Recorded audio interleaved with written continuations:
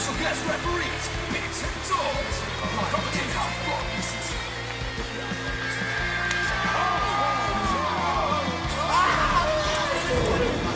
Who gets hurt from a flip-flop fight? You take a full wallop in the face, man. Good morning, good afternoon, good evening, wherever time, wherever you are, whatever you're doing. We are The Real Wrestling Show.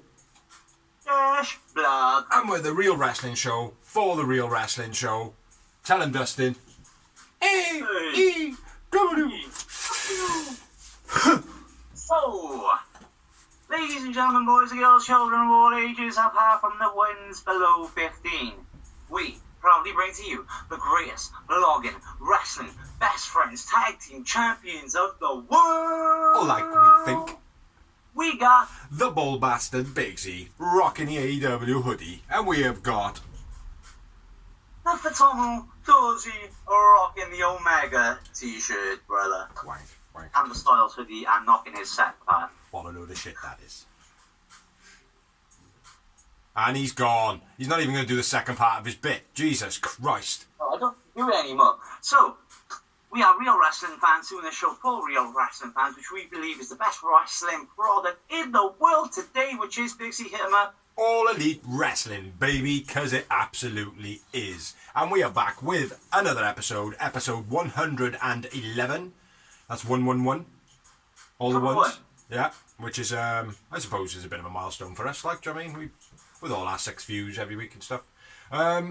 Basically, what we do on this show is we talk through Dynamite, we talk through Rampage, and we would talk through any darks and elevations that were to be between Dynamite and Rampage. But we have also got another show called The Greenhouse, which I did the last episode, looking fucking proper tired and yeah, a bit of a rant on CM Punk. But check those out. There's 2 episodes up. Dodgy did number 1, I did number 2, and then it'll go vice versa like that. But yeah, we're going to get through Dynamite, get through Rampage, and then talk a bit of news and rumours at the end. That is right. So what did Dynamite start off with? Oh. It started off with Orange Cassidy. No, it never. No, it never. No, it didn't. Why are you saying that? What are you lying for? Punk recap, just in case you didn't know he was on the fucking show. Again, what are you doing? Doesn't make sense, mate. Punk, CM Punk, CM I can just Punk. fucking turn the TV off. It's not a problem. But yeah, not fucking... It's doing my head in, mate. It's like... He's being advertised on fucking everything. Like, everywhere you go, he's advertised. He's advertised. Don't advertise on the beginning of the show. What's the point? Like, doing a little segment going, oh, CM Punk will be interviewed tonight. Fine. But not like, let's just catch up with Friday again. Do you know what I mean? It's like, I don't know. The reason it felt is because it was one of the greatest pops in history. I get that. I understand that, mate. But they're going to make it so big that people are just going to go, well... Like, as if he doesn't actually perform... People are going to go, oh, well, he wasn't all that then, was he? You know what I mean? So for me, it's like, yeah, CM Punk, he's going to be interviewed later on by Tony Schiavone or whoever he's going to be interviewed by. But I think, right, over the last, 2 hours, 3 hours, about 4.5 hours of the AEW content that has been, right, I think I've probably seen half that is recaps of Friday.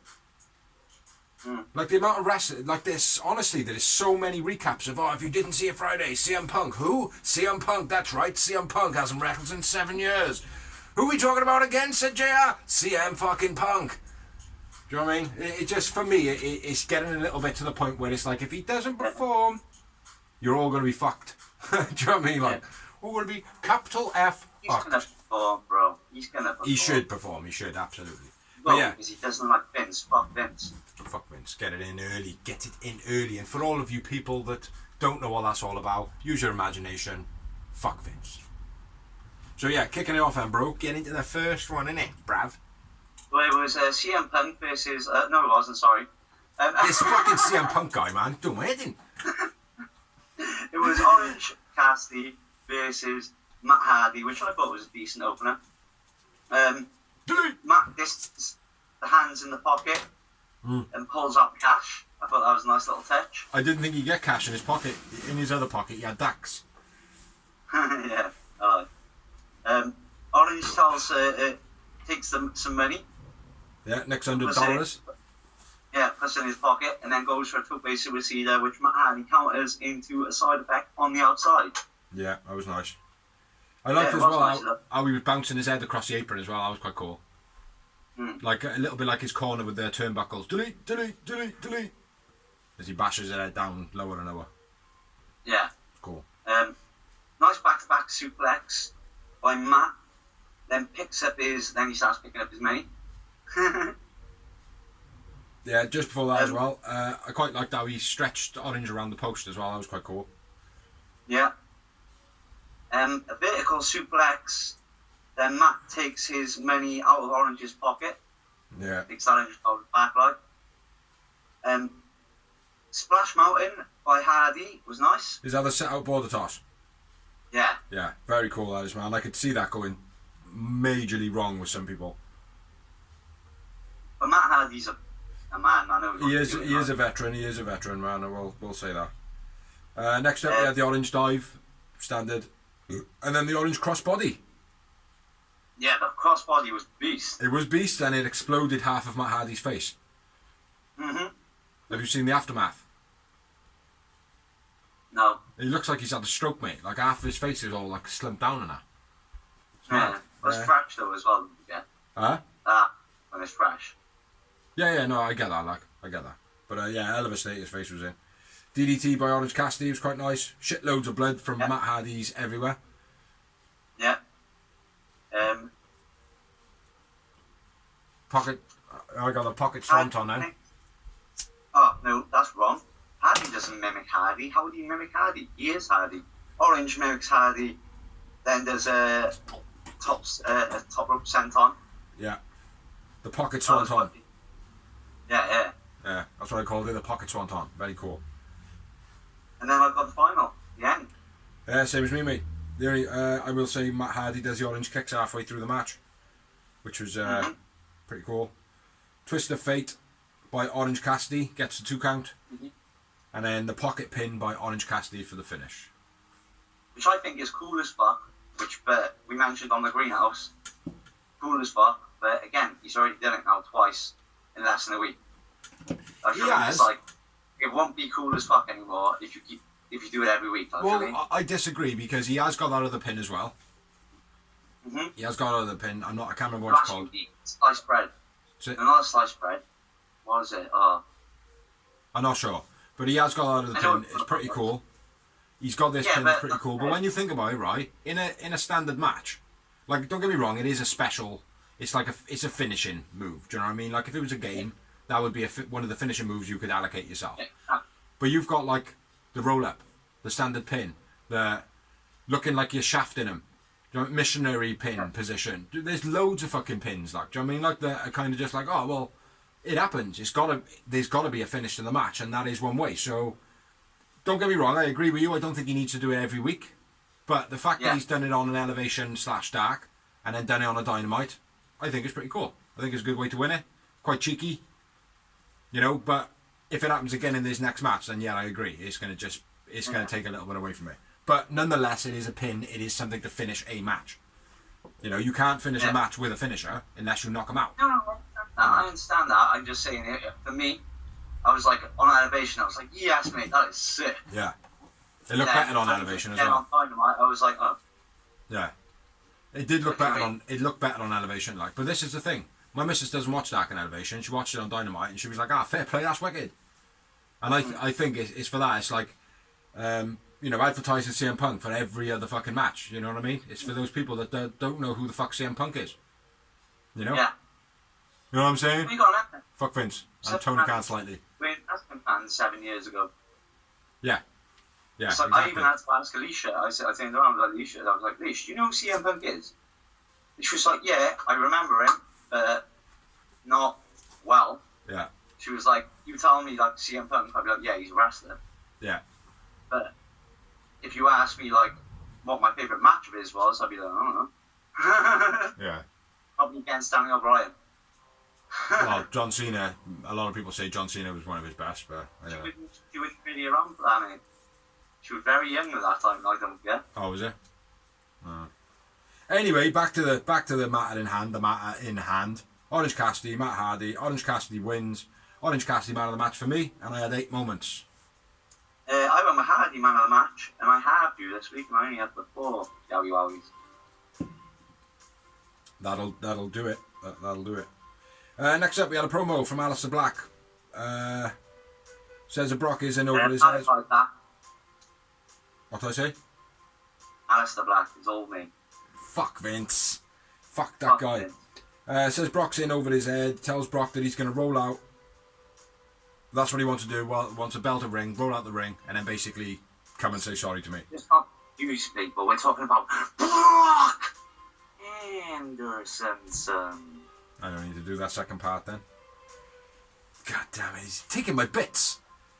He basically says, if you don't do as you're told, I am going to come and take out the family factory, Cody's family. Like a little... But you didn't do it though, did you? No, I know. I've only just remembered. But I can do it. Look. You can get rid of it. Look how pro that is. That is some fucking... I hope that bashes him in the head, like, at some point. It will. Oh, dunk. Oh, shit. I thought about that and I was like, do you know what? Entertaining for the video. Yeah, absolutely, mate. Absolutely. And that was a lot of entertainment right there. Next up, we have another promo. Which Jericho says that it's his final match. Well, Jericho promo in his final match with MJF. What do you think of this? So basically, what Big T is saying is Jericho discusses his future, and he's like, I can't not beat MJF. If I don't beat MJF, I don't deserve to be here. If MJF beats Jericho, he won't wrestle in AEW again. Lots of rumours going around, but he's not back in WWE then, isn't he? No, is he fucking... No, he's just going commentary, you fucking bell tips. No.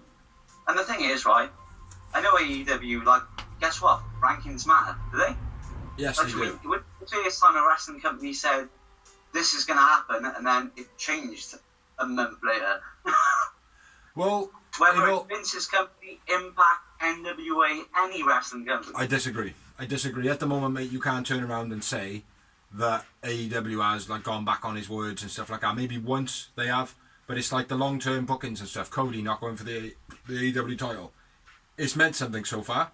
You know what I mean? Yes. Do you know why they've done that though? They've made us wait because we know it's going to happen. Of course it is. Right? When Cody comes back as a heel.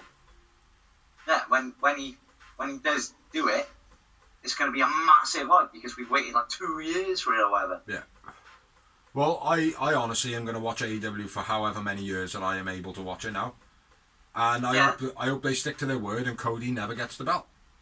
It's not going to happen like that. It is going to happen, but... But anyway, back to my point. I don't believe Jericho. Even if Jericho loses, he will wrestle for AEW again. Of course he will. Of course he will. Because Tony Khan will be like, oh, I need you to wrestle for me, Jericho. Here's a lot of money. I'll stick to Rampage on commentary. Yeah. And MJF comes down and he's like, to be honest, I'm sick of this. You're just I'm not fed of being a cash cow. But it would be legendary to end Jericho's career, which it would. Yeah. So MJF accepts. Here's a question for you. You should know this. You know when Jericho fought Goldberg? I think it was Goldberg. And Jericho come out. Never. Didn't he? What was the in WWE he did. What was the Greenberg gimmick? Gilberg. Oh, it was Gilberg, was it? Yeah. Did Gilberg beat him in the last match? What, in WCW? Whenever it happened. Because he had that whole Jericho 3, Greenberg 0, same as MJF did. He had MJF 1, or Salt of the Earth 3. Yeah. No, I don't think he did. No? Oh, okay. Or if he did, it was a screw, like where Goldberg actually came down and speared him, but I'm pretty sure he didn't. Yeah. Goldberg did not want to work with Jericho, that was the whole thing. Yeah, I don't want to go into the back thing of that, but it was just, I seen the fact that Jericho had the same t-shirt gimmick years and years and years ago when he was a pup, and MJF, obviously history repeating itself a little bit. Just thought it might have been like, oh, well, a heads up, there's the outcome, you know? But for me personally, I don't think Jericho's not going to wrestle for AEW ever again. That would be stupid to say that. I definitely think, this is my opinion on it, I think that Jericho is going to lose this match. I think he's going to go into commentary, or the other thing is he's going to win it and go, do you know what? I've been enjoying commentary, so I'm going to go and do commentary for BRYAN anyway. Mm-hmm. Do you know what I mean? Like, that would be good. Because he does need to beat MDF, doesn't he? Well, the thing is, MDF? he's MDF. going to be going on tour soon anyway with Aussie, because things have opened up now. It has opened up, but it's only one night a week, isn't it? It's only a Wednesday. Well, yeah, I know that. And he said himself... He had to rock a fucking crowd and then go and wrestle. Yeah, but he doesn't have to wrestle. It doesn't have to just be wrestling. No, like, but he has said... He said if he can schedule his tour... Come back with commentary once a week, not a problem. Yeah, that's what he said he's going to do. If he can do it, if he can schedule it around his Fozzy tour and do the wrestling at the same time, he will. Which would be awesome, man. Do you know what I mean? Like, it's like, who do you fucking see doing that, like? And talking about touring and stuff like that, where the fuck is Butcher? The last I heard, he had a bad thumb. Done his thumb in. Huh? That's what I heard. Is all right now. Yeah. Move on, bro. Well, I did ask you what you made of the Jezza thing, but I suppose we have talked that out now. So, next up, we had a promo from the Varsity Blondes. We are a family. Lucha Brothers, you're not a family.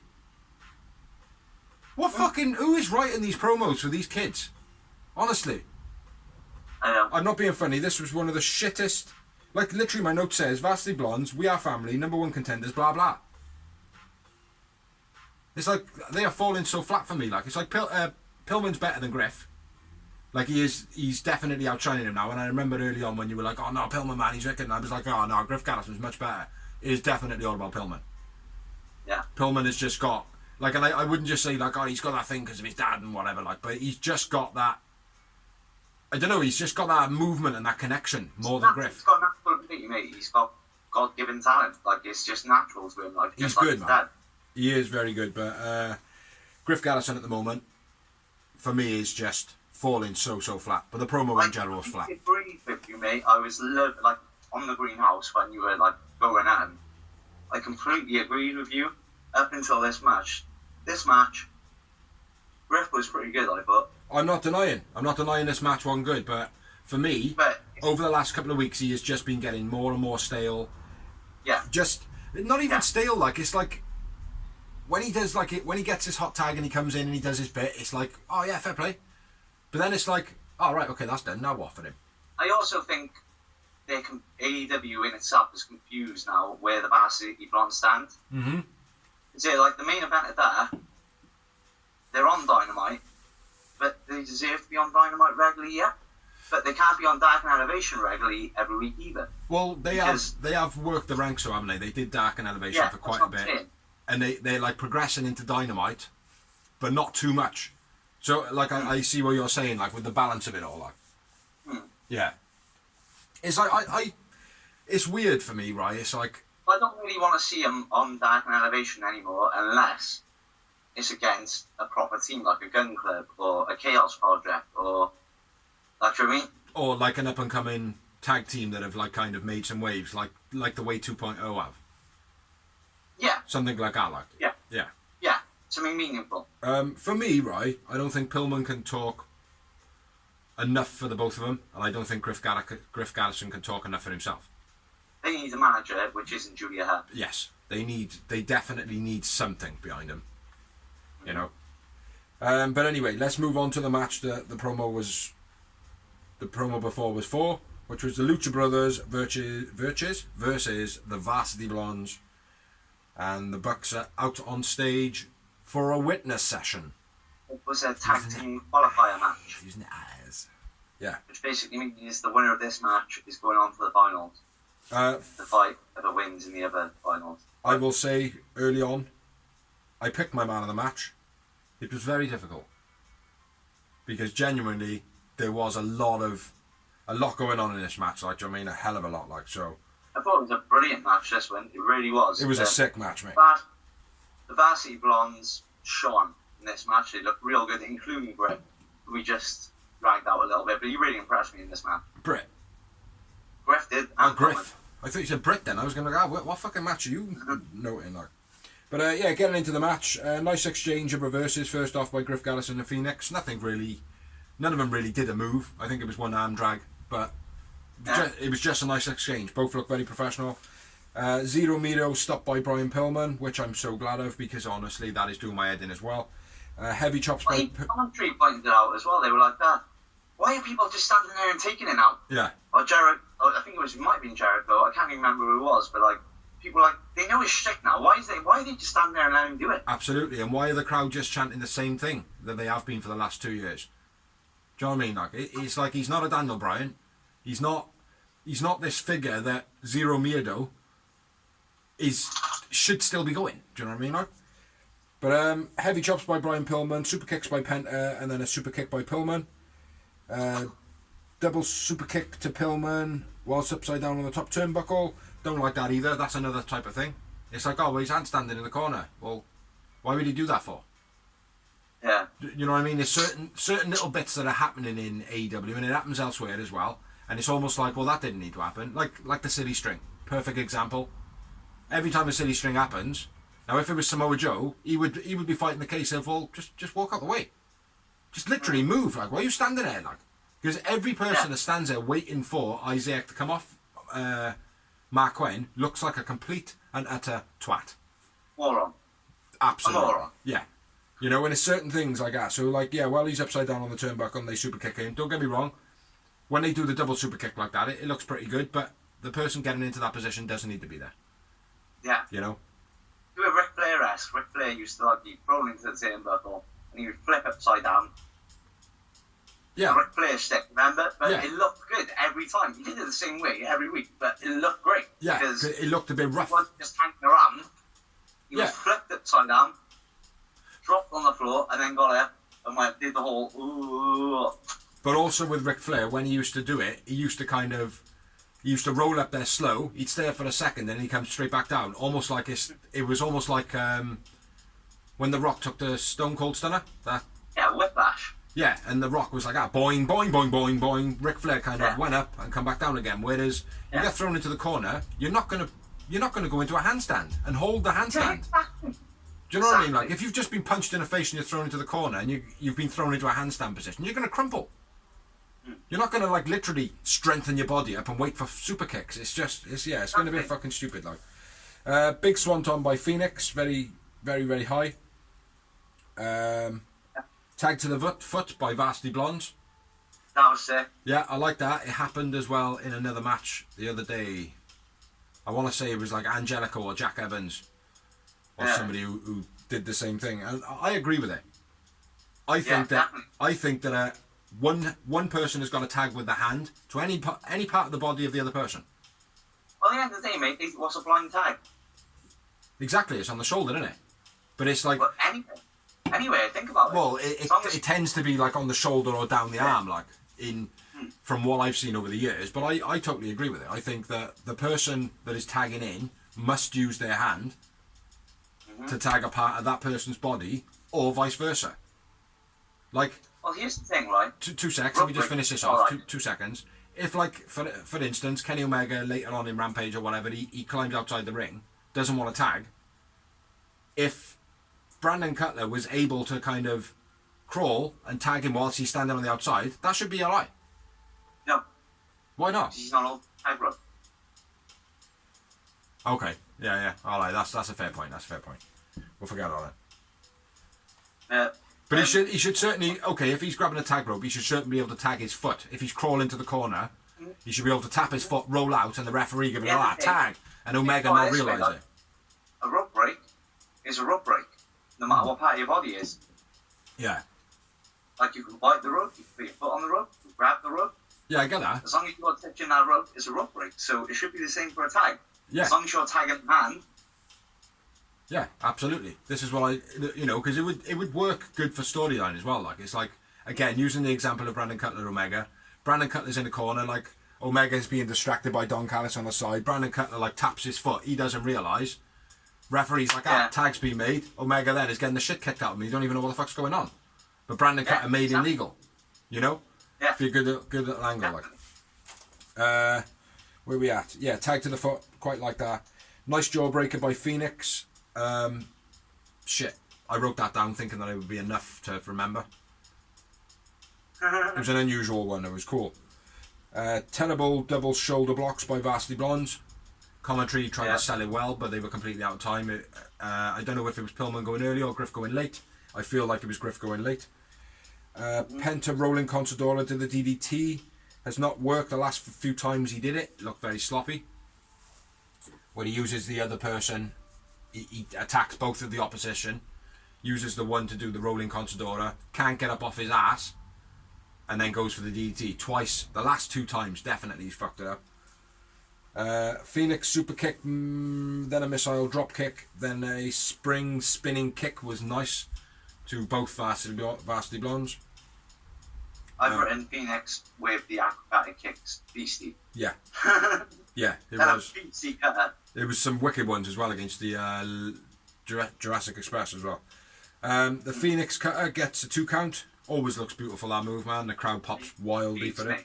Beast. Like I said, cutters on Dynamite are overused, but if they're Phoenixes or someone, if you're making them look like that, I don't care. If they look unique, if they look different from the other person's, yeah, absolutely, mate, absolutely. Pillman hits a springboard DD drop kick, Jericho style, super kicks, double team on the outside by the Lucha Brothers, Phoenix dive assisted by Penta. That was quite nice. That was sick. Before that, though, I will say, Griff gave a beastly powerbomb. It was wicked, mate. It looked like Kevin Nash doing and he's like very dangly. Okay, yeah.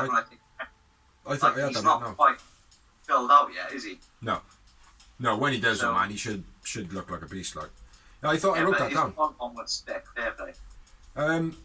I do feel like the Phoenix dive assisted by Penta. Like, although that was on Dynamite, it was awesome. Although it was on Dynamite, it felt like it was something that would have been done on Dark to kind of experiment to see what they could add to their arsenal. Now, when he jumped over and Penta like grabbed him, it almost felt like Phoenix was scoping out like kind of what he could get his body position into to kick Penta in the head. Now, imagining it as an opponent, but it looked like he was kind of training himself and being like, "All right, if we did this in a match." And I kicked that person in the head and then carried on flying and took out another 3 people, that would look fucking amazing. Yeah. You know, and I wouldn't put it past Phoenix to try and do something like that, you know what I mean? Phoenix is the best in the biz. Oh, absolutely, mate. He is the Rey Mysterio of wrestling. From when Rey Mysterio came into it and everyone was like, "Oh, what the fuck? What did he just do?" It's what Phoenix is at the moment, man. And to take it to another level, higher than Rey Mysterio, that's big. Yeah, and I totally believe he is. Well, I don't actually... Because you missed the original Rey Mysterio. Yeah. You missed the WCW days. Mm-hmm. Like when he first popped in. When he was able to use his knees. Yeah, basically. Yeah. Unfortunately, like by the time he got to WWE, he was a bit fucked, like, yeah. Still is. But he's still a great performer, as you know. But when you watched him in WCW, mate, the only other person I can say is AJ Styles. I said I watched Rey Mysterio and I knew he was going to be impressive every match and bring something new and unique. Yeah. Christopher Daniels would be a shout out in that list as well, I think. You know, I know he wasn't quite as Rey Mysterio, but he was good. I tuned in for Rey Mysterio and AJ Styles. Like, they were like G's. Like, I mean, no offense to Christopher Daniels, he's a G. Offense to Christopher Daniels from this man? It's not like, sorry, mate, yeah, you're great, but you're not Rey Mysterio or Phoenix. Simple as that. You're not AJ Styles. Those are the guys, like, Christopher Daniels, I love him to bits, but I would never, like, bet my house on him. Yeah. Sorry about the sidetrack, and we do this often. You just got to bear with us. Let's get back to the match, man. All valid points. All very valid points. Pillman catches Phoenix into the powerbomb when Phoenix comes back into the ring. Struggles. I think that's why I thought I wrote the one for Griff down. Struggles to hit him with the powerbomb, but it was a nice out powerbomb. Griff, Gallison then hitting the diving elbow. Yeah, which was got some beastly height on that fair play. Yeah, it looked like he come down in, like, you know, sometimes when a wrestler comes down in 2 bumps. Yeah. Like they hit their coccyx and then they hit their upper back, like, sort of thing. Like, it looked like he come down, hit his lower back and then hit his elbow. Which could probably put a bit of jar on his shoulder. It was quite nice. Beastie kick to Griff by Penta. Beastie kick by Phoenix to Pillman. Same again by Penta. Then the double kicks. Then the double team pile driver finish. I don't know what it's called. By the Lucha Brothers. Assisted pile driver, yeah. Same sort of thing, yeah. Assisted pile driver. this match was be a factor. this match was amazing. Should have opened. No, I disagree. I think Orange and Hardy. I think it was a good match. It wasn't a great match, but it was a good, entertaining match, and this one was better. Exactly, So but normally AEW open up with the fire match. they do, but they also open up with a great match. Do you know what I mean? Like, and I think that. But don't forget, they had a CM Punk promo in the beginning. Oh yeah, true. That That is a fire opener. Fire opener. I do apologise as well. Every time I go like this, I've got my laptop over by there. So when I do this and it looks like I'm tapping Dozy on the nose. I'm not. I'm pointing at the laptop. Yeah, absolutely fantastic match. Not as good as the up and coming match in Rampage with the Luchas Brothers in it and Jurassic Express. That was fucking amazing. But this match was awesome. With it. Varsity Blonde's not on the same level as Jones, let's be fair. No, but all the credit in the world to the Varsity Blondes in this match. Though. Oh yeah, this was a brilliant match. It's probably my favourite match of the night. Yeah, absolutely agree. Yeah, it would have been. Anyway, Lucha Brothers win, so they have gone through to the finals of the tournament. I went with Phoenix, man of the match. Pillman, a very, very close second. Completely agree. You go Phoenix as well, do you? Really? Yeah, well, I do. Yeah, of course I do. No. It. I know. Well, when you were talking about Griff. Right, there have been many a times, right, where I picked different people. Yeah, once. I'll try and dig the blog out. Yeah, I'm surprised you didn't go Griffo because you were praising him up in the beginning and all. I just thought, you might go Griff in this one. But how many moments did you have? Good. Phoenix is just a fucking G, mate. Phoenix, for me, like, he could main event any company. Yeah. Like, imagine WWE got their hands on him and Vince was, fuck Vince. It was like, you know what, I'm going to give you a go and we'll have you against AJ Styles main event the pay-per-view. Could you imagine that? Yeah. Could you imagine that? That would be just pure fire, man. Yeah, it would be good. Same as any other company, like, do you mean? It's like Phoenix in friggin' Impact. They haven't really got anyone in Impact that can match Phoenix, but I know Sami Callihan, maybe. It's not the same caliber though, is it? No, it's not the same caliber, but it would still draw. Like, people would be like all over that, over any other thing Impact would do otherwise. Yeah. I'd be likely to put Ray Phoenix against Crazy Steve. Or Nick Aldis. Probably be entertaining. The NWA title. Yeah. Still plenty of people in AEW, man. How many moments did you have in that match?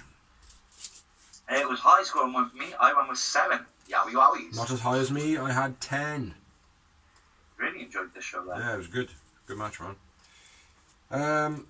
Yeah, what do we have after the match? Jurassic Express entered the ring. Face to face with the Lucha Brothers. Bucks try to intervene, kind of try and start some shit. Commentary make some bullshit thing, like, well, what they're trying to do is get them to attack them, and then the Good Brothers can run in from the outside. Like, we all know what they're trying to do, you dickhead. Who's that, JR? No, it wasn't actually JR. I think it was Xavier this time, because he explained it properly. Like, I saw what they were trying to do, but I was like, well, mate, it's not going to happen, is it, you dickhead? Yeah, you fucking dickhead. Fuck Excalibur. Yeah, respect show no afterwards. That was quite good. I like it. Yeah, that was it. But, yeah, like I said, it was probably the best match for me, which is saying, let's give him Varsity Bronze a very big credit, like, do you mean? Yeah. Well, I mean, let's not get it twisted. The Lucha Brothers are the ones that made it the best. yes, absolutely. But, like I said, Griff really impressed me on this night. Like, compared to, I'm completely down with what you were saying on the greenhouse. I was pissing myself and I was loving it because I was completely agreeing with you. Yeah. Then, like I said, when Griff entered this match, I really did think, yeah, fair play. It certainly helped him. It certainly helped the fact that he started off the match with Phoenix, who Phoenix can always lead the dance. Mm-hmm. You know what I mean? Like, he can always make anybody look $1 million whilst taking lots of big bumps. What? He ain't gonna step on your toes. He's gonna walk you all the way to the end, like. And he did, mate. He made him look real good in the beginning, which set the precedent, for Griff Garrison. Like. So, but anyway, let's mosey on forward. Yep. What do we have? Pointless promo Andre pack builder. Pack Idiodio Chavo, terrible promo every time from Chavo and Idiodio. Because I can't say his name properly. I could just say Andrade, but I like saying Idiodio. That's what I said. Andrade El Idolo. That's what I said. Idiodio. Yeah, bit of a shit promo, man. Crap. Shit promo. Chavo's only been brought in for his name. And Chavo's been in to be a manager of Andrade, and I gotta be fair, right? Even though I can't hardly understand a word of Andrade, he's doing better promos than Chavo. that's what I mean. Chavo is just seems so like stale. Of course, because Chavo is not Eddie. That is simply it. Like, Chavo is not Eddie. He hasn't got enough of Eddie's blood in him to be anything like Eddie. No matter how much Vicky Guerrero speculates that he is like, oh, well, it's the closest thing to Eddie. No, it isn't. Rey Fenix probably is. Do you know what I mean? At the moment. Do you know what I mean? Like, he's got that. Rey Mysterio is probably the closest thing to Eddie Guerrero because they were best mates. No, I don't mean like that, though. It's like that. I suppose Rey Fenix is probably wrong, actually, because like Eddie had that hustle about him. Yeah. You know what I mean? Eddie was like Rey's not a hustler. Player as well. Like on a regular matches, he stuck to his stick. Yeah, but what I'm saying saying is Rey Mysterio is not a hustler. He's not like, he doesn't cheat, lie and steal. Do you know what I mean? It's like the Lucha Brothers got that kind of like, hey, SA type of feel to him. You know what I mean? That's what it is for me. Yeah. But for me, they probably should be stuck with Vicky Guerrero as Andrade's manager. They could have brought in, who was the guy that used to be with Alberto Del Rio? Oh, the moustache guy. He looked like the Go Compare guy. Go Compare without the moustache. Yeah, he's extra impact, bro. You what? Big. Mantel. Something Mantel. No, not him. No, not him. He used to have like a little Greek guy with him. Oh, I know who you're on about. Yeah, the shitty, proper young Mexican looking guy. Yeah, him. They could have had him with Andre de Leo, and he would have been better than Chavo. At least there would have been some element of entertainment there. It's like, mate, before, and I think I called it before Chavo actually come in, right? And I said that I bet they bring Chavo in and he'll be fucking shit. Yeah. They should bring in the guy that was with Umaga, the one you used to mimic him all the time. Do we? That's the word. Alejandro. I forgot. Yeah. Armando Estrada. Armando Estrada? Some Estrada or Alejandro Estrada. Something like that. Hey, you! Listen. To me? Yeah. Yeah, he was wicked. Perfect. He would have been perfect, yeah. But Chavo, gotta be fair. For me, right, Chavo lost all of his flavour, his styling, his respect from me when he went into Impact. Couldn't take the bumps. Like, genuinely, went in there, all the matches, it looked as though he was fucking shitting a brick. It was almost like, right, for me, it was almost like he was crying that it was too hard. Yeah. And I don't know where I got that feeling from, but that's what Chavo come across in Impact for me. So, yeah. Chavo and Andre de Leo, absolutely fucking terrible matching for me. Absolutely terrible. Yeah. It's not working for me either. So, let's move on. We had a match rundown. Match rundown for All Out, and then on to the next match. Which was Jamie Hayter making a AEW debut, I think. Or was it? Sorry, man, I'm trying to bring dubstep back. It wasn't a debut. I think it was a Dynamite debut, maybe, but it wasn't a debut, was it? No. She's apparently but Yeah, she did early on. I think it was like the original All Out or the All In, whatever it was. The Cody and that did. I'm sure it was on there, but I could be wrong. Anyway, it's his Red Velvet. Please don't bring dubstep back. Well, if you do, you need to bring back high quality ecstasy as well. Yeah. And, well, they got 10 in the company. They got fucking 10 in the company, mate. You never know what he's going to supply. But yeah, shoot, man, shoot. Jamie shows off her power in the match. Nice snap suplex by Jamie. Awesome tope suicida by Red Velvet ×2. It would have been wrong if it was a nice toupee. Which one's Velvet been a wee launched bitch? the post and railings by Brett while the ref is distracted. And then Red launched off the ramp into the railings. That was beast. No mention of the dives to the outside that she could have killed herself if Hater didn't catch her. What, you mean the two tope suicidas I've already mentioned? Oh, is that what you call them? Right, my bad. And like I said, that's the way she's been doing it, mate. I said this like 4 weeks ago. Mate, you said it longer than that. Looks dodgy. Fuck me. It reminds me of when Lita broke her neck. Yeah. And she has Like, landed she's one of them. perfect. She has landed one of them as well in that position. It's like how she haven't like literally licked her own ass crack. I think that was the last match with Brett that happened. It might have been, yeah. But anyway, yeah, I like it as long as she doesn't hit herself, obviously. Mm-hmm. Yeah, the railings launched off. That looked the right. ramp. That was beast. Yeah, it looked awesome. Real good. And then I'm not sure if she's injured or what, but Red Velvet completely misses the standing moonsault. Well, I was just going to say, one note I did write down, when Red was knocked off the apron by Hater, she looked properly unsteady on her feet after that moment, like.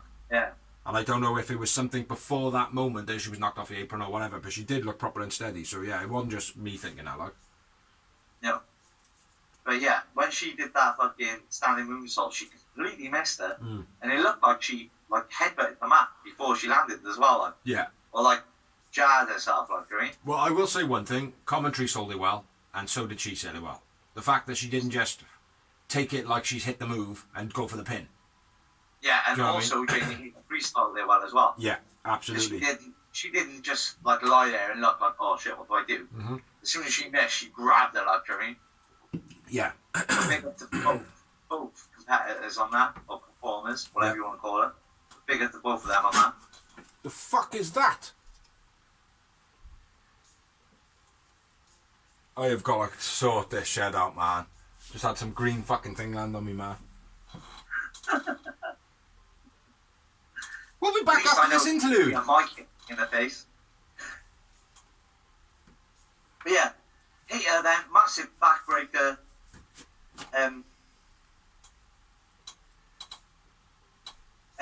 Massive backbreaker, the big lariat, sold well by Red Velvet. Hater wins. I am a Hater man in the match. Fucking thing's crawling on me, man. It's not good. Shit, who's your man in the match? Hater. Yeah, and I went with 5 Yowie Wowies on that one. Sivan. Fucking hell, you're high scoring me all over the place, yeah. High scoring you all over the place. Yeah. After the match, Stat cleans house, holds the belt. Yeah. Which is, Back Red Velvet and Stat makes a save. yeah. And just one more thing on our match. Don't bring back dubstep. Because it fucking sucks. Next up we had a promo, and it was the Dark Order. Uno says that basically they're a family, blah blah blah blah. Alex goes, huh, you have something to say, Alex? Or Reynolds? He's like, yeah, I do. You're talking shit. And then Uno says, you need to get back in Silver Shadow. Oh my god, what have I said? Alex says, I'm done with Uno. Uno says that he's overstepped the mark, blah blah blah blah. Nice little promo, this one. Except for It was brilliantly done. Brilliantly done. just because you got Uno in your name doesn't mean you're the leader of the Dark Order. What? Step out with John Shadow, buddy. Yeah. Whatever it was. Step back in John's shadow where you belong, punk. But in that voice that he does like this. Not CM, but Punk. Not Yeah. CM, but Punk. CM Punk, CM Punk. But anyway, let's move on to a funny enough promo of the CM Punk recap. Woo! Yeah, nice. I like the CM Punk recaps. They're really good. I think I've seen 15 of them so far. And then we go into in-ring promo of something that I'm not really interested in whatsoever because I know it was going to happen. And it's the CM Punk promo. What? Big up to the CM Punk. CM Punk. CM Punk. Yeah, loud pop. CM Punk. CM Punk. CM Punk. CM Punk. We'll be back CM right. Punk. We'll be back right after this break. CM Punk. Yeah, huge pop for CM Punk again. I'm sure, don't know, needs to be confirmed over the next couple of days. I'm sure there was a BD written on his shoe this time. Yeah. Yeah. It was a D. Not a BD, a DB. I thought it was a BD for Bryan Danielson. Oh, it might be Daniel Bryan either way. But Yeah. yeah, there was. Also, there has been a CF, an AC, and a BW. Do you know who they are? Yeah. No, not really. Charlotte Flair, Adam Cole, Bray Wyatt. Oh yeah, Adam Cole and Bray Wyatt. I mean, yeah. My bad. Yeah, go on, you shoot on this, man. I just wanted to get that little bit in just in case you didn't know the shoe bit. CM Punk talks about the future. About why he's there, about matches. About a match. The crowd start chanting, yes, Yes, yes, yes, yes, yes. yes. It's like that's someone else's stick. You have Shtick. to wait for that. Shtick. You have to wait for that. Yeah. Which is like obviously a hint to Daniel Bryan or Bryan Danielson, whatever you want to say. Daniel Bryanson. Daniel Bryan Daniel Bryanson. Mr. Miyagi. joining AEW, which would be sick because he is one of the purest, greatest wrestlers out there at the moment. And I still want to see his Tiger Style. Yeah. I would absolutely love to see his Tiger Style. The style that he developed because he was out apparently injured because of the WWE say so. Yeah. Yeah. But anyway, that's it, mate. Basically, future matches, and then he's basically hits on the derby thing again. Yeah, it was a good promo. The ending was a bit stale. If he didn't grab the mic and go, "Oh, one more thing, April, I love you," it would have fallen so flat. Because when he did that Bryan Daniel thing, that totally took away from his moment. Completely took it away from his moment. Like, do you know what I mean? Exactly. So yeah, the fact that he was like, "Oh, one more thing. Oh yeah, the missus in the house. I love you." The crowd are like they can't boo somebody saying, "Oh, I love you" to your missus. Like, do you know what I mean? Well, probably not his miss. You know who his missus is, isn't it? Yeah. AJ Lee. Melina. Of course, I know it's AJ Lee. No, it's not Melina. I know who it is. She was a bum wrestler, mate. She was a legend. Yeah, fucking Willie Tip. Yeah, it was she good. was in her mouth. I mean, yeah. It was a good promo, man. But I'll say one more thing. Punk walked up the stage, and then tried to walk through the Titantron. And then, I don't know if you noticed it, he walked straight and then went, and then walked off down the tube. Which I bet he felt like a right pillock, and he probably won't do that again. Yeah, so next up we had another promo, and it was Miro basically calling out Eduardo Kingston. And he basically says that he's forgiven Fuego, but he definitely hasn't forgiven Fuego, mate. I've got a hunch. Yeah. Slight hunch that he hasn't forgiven Fuego yet. But yeah, calls out Eddie Kingston. His promos are reasonably good. This one, for me, wasn't that great. No, it wasn't. No, I totally agree. This was the start of the downfall of the show for me. Yeah, the next match certainly wasn't entertaining. Exactly. Yeah. Yeah, I agree. Well, I'll let you shoot on this one, mate, because obviously if you haven't got a notes for Rampage, then I'll be taking the lead on this. Darby with Sting as his manager as he is. Eddie Kingston and John Moxley versus the Wingmen. Again, pointless for me because the Wingmen are like dark and elevation people. Yeah. They're not Dynamite people. No. Not yet, anyway. They could be, but not yet. No. I agree. So, JD Drake could have been.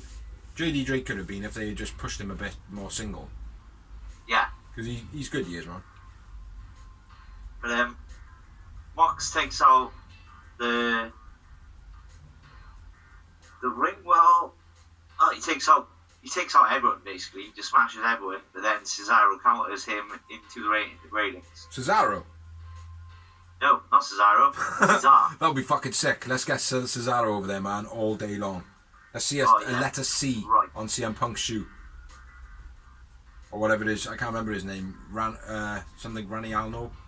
Raniol. Yeah. Fuck, I can't even remember either. Costolini. Huh? Costolini. Something Costolini.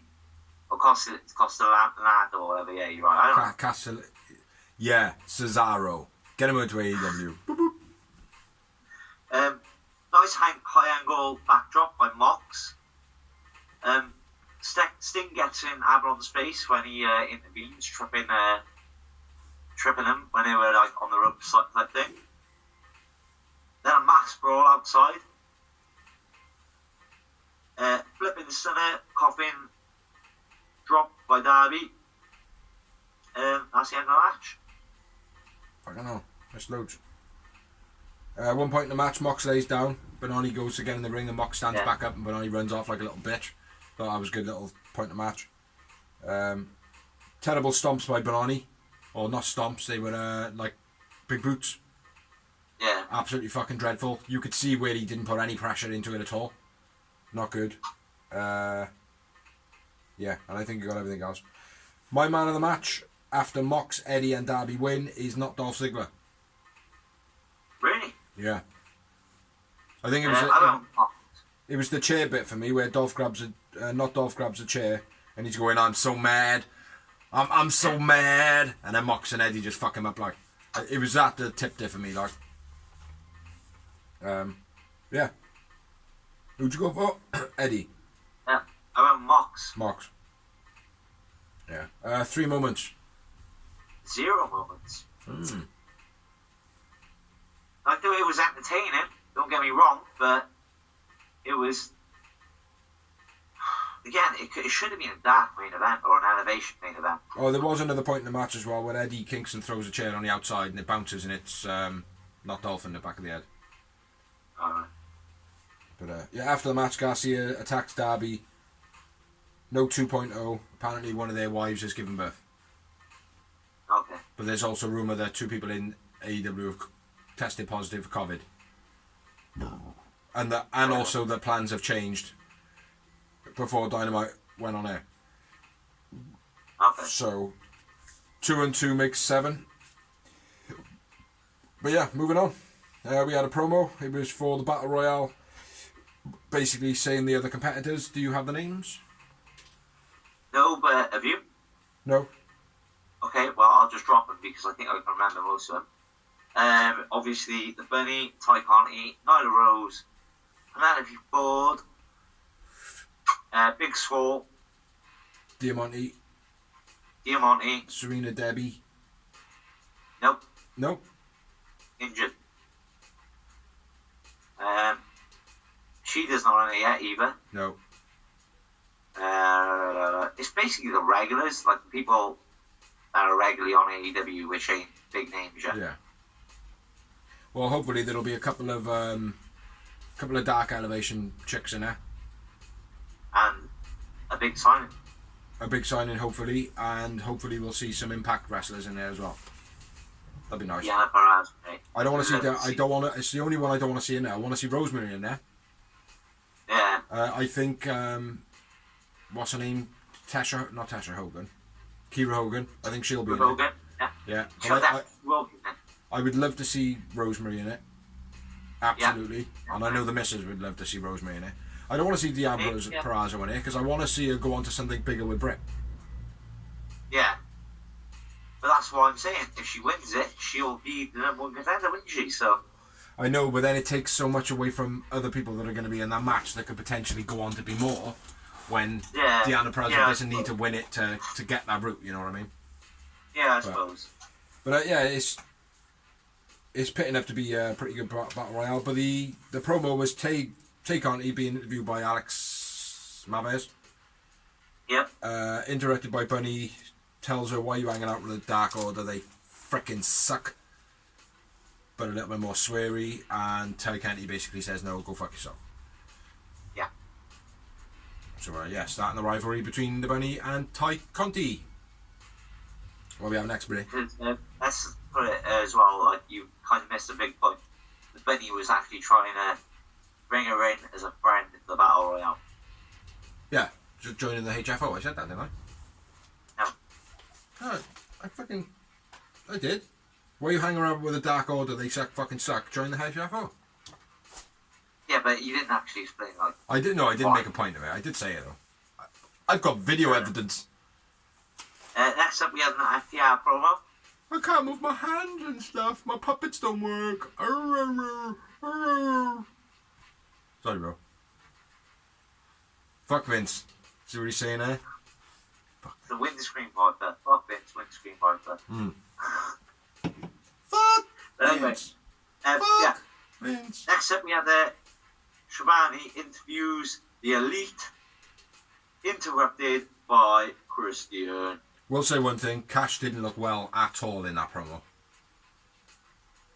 He looked as white as a ghost. Who? Cash and Dax, FTR. Alright, the promo before, the one Yeah. I'm talking about. Yeah. That's what I'm saying. Yeah, because I just literally said about the puppet and blah, blah, blah, blah. Just saying, Cash didn't look very healthy in that promo. And then you've moved on to the Omega one. So, crack on. Shivani interviews the Elite. Christian interrupts. Words are exchanged. The Elite and Christian. The Elite attack Christian. Kaz makes the save. A little bit more than that to it, though, man. Christian addresses a video going around online. Did you see the video going around online? But he did. Oh yeah, with Don Callis actually fired him like. Yeah, but it was a lot longer than that, the actual video that went around online. I might have shared it to you, I'm not sure.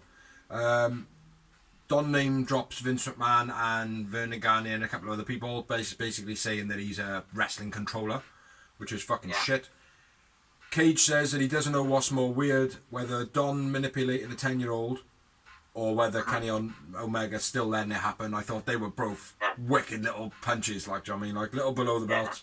And then, it all went a bit tits up, and like, Don says the Cage is second best after hold my scarf! Taking off his scarf and shit, like, I mean, that was quite entertaining, and then he basically says, you're second best.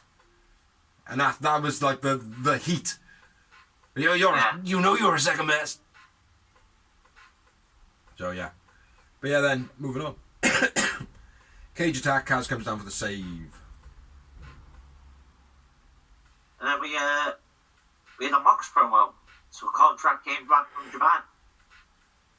And it was Kojima Satoshi. It's actually said the other way round, but they do it, their last names first, out of respect for Japanese, but his name is Satoshi Kojima. Okay. But not a bad pronunciation, bro. Satoshi-san. Satoshi Kojima! Satoshi-san. The thing is, right, it's like you. you say names like that, right? Kojima Satoshi, right? When you say it like in a normal accent, Kojima Satoshi, it doesn't sound anything like it would sound when a Chinese person says it or a Japanese person says it. Like, do you know what I mean? It's like, and it sounds like you're being racist by going Kojima Satoshi when you put that twang on it. Like, do you know what I mean? I do feel like a bit of a prick sometimes, like. But yeah, not a great promo by Mox, to be honest. Really? I liked it. I thought it was good. Yeah, I don't know. I think it's just the name. I don't know the name Satoshi Kojima. So, but but next up. That was a yawn. we had another pointless match. Yes. I mean, on Dynamite. Yep, this was just to further the storyline between QT Marshall and Will. No more BS. Yeah, for their match in All Out. Yeah, no more BS. Yeah. So, Yeah, it was. Obviously, no more BS was on commentary. Paul White. Yeah. Not many notes on this one. Huh? I've got not many notes on this one at all. What have I, mate? Big backbreaker by Nick. Who's Nick? Oh, Nick Camarato. Yeah.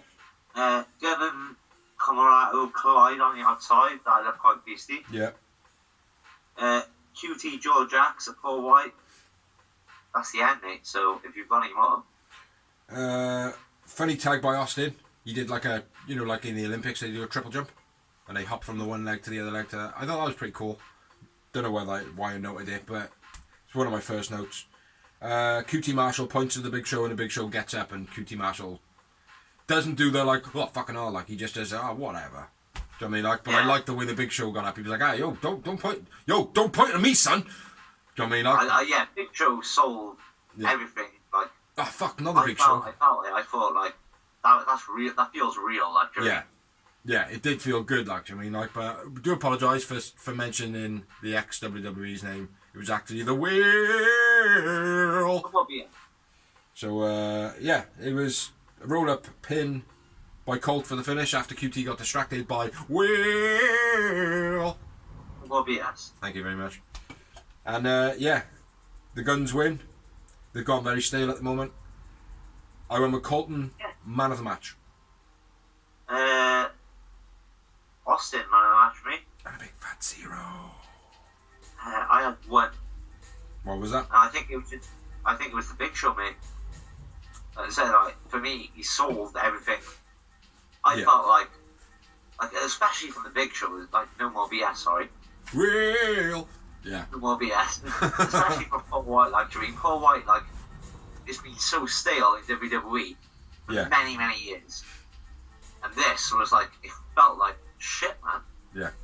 This guy's pissed off, like, Jerry. Yeah. I felt full inside, believed him. Like, the only time the last time I believed him in Fuck Vince was when he was fighting Brock Lesnar, when Brock Lesnar just started, like, Jerry. Yeah.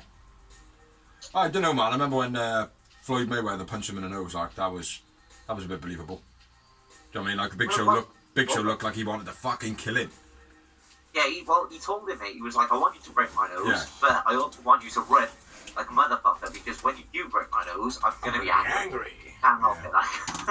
Yeah. It's like taking a cake off a fat That's kid. what happened. Mayweather broke his nose, and if you've seen it, he was like me. He was a whippet. He was gone. Yeah. Like there was blue lights behind him. No, I'm interested to see, man. His posture looks a little bit uncomfortable.